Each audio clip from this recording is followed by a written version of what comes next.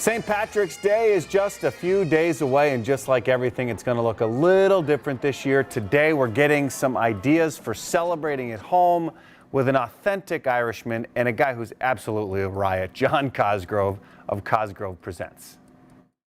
And you have a beautiful stew to make for us today, as well as some great things that you can do at home and that are safe for COVID, right? Absolutely, 100%. Hi, everybody. Welcome to St. Patrick's Day. Of course, it's very important for us Irish people with all the culture and tradition that's going on around St. Patrick's Day, and what better way to celebrate COVID or no COVID with some tasty food. Well, I love the stew that you've already gotten together, and you have 2 bottles of beer there, which is a great place to start, right? Well, Irish stew in of its nature, Dave, is pretty straightforward. I mean, carrots, potatoes, mushrooms, some celery. The real difference is going to come in those special ingredients.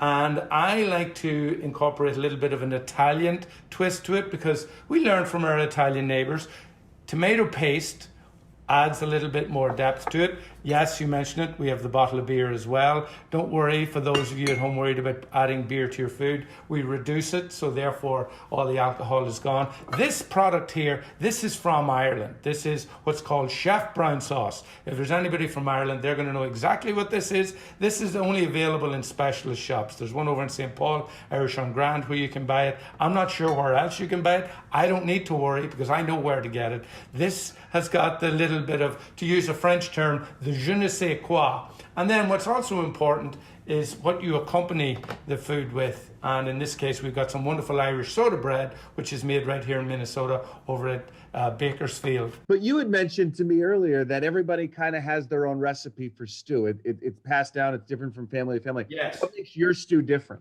So what is really important, what I have learned from mistakes, and I'm not going to go on Care 11 until I've eliminated the mistakes. That's the joy of this.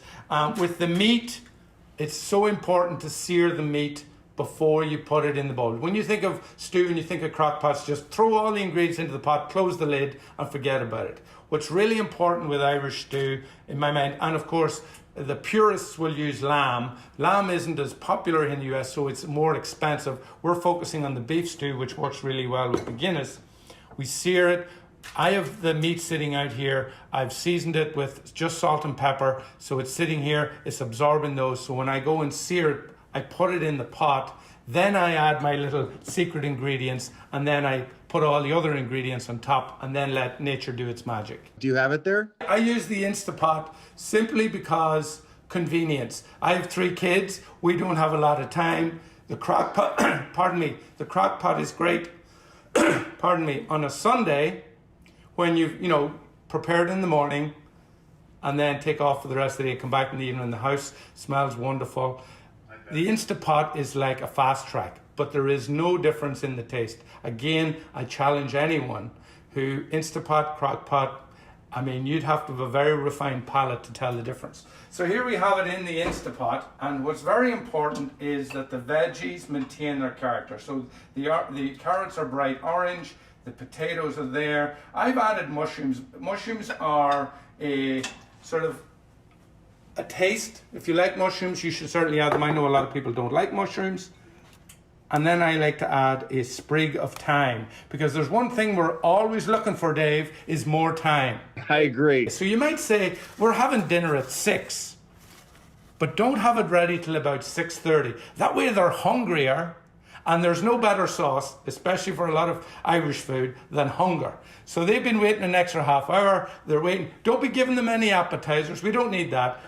When we present the stew to them, they're ready for it. John, this is fantastic. Maybe next year we can do this in person. I would love to try some of your stew in person. If I'm living and spared, I would love to go into the Care 11 kitchen, bring a couple of bottles of Guinness, some for the stew, maybe some for afterwards. We'll have a good time. John, thanks so much. Happy St. Patrick's Day. You're very welcome. Thank you, Dave. Thank you, everybody.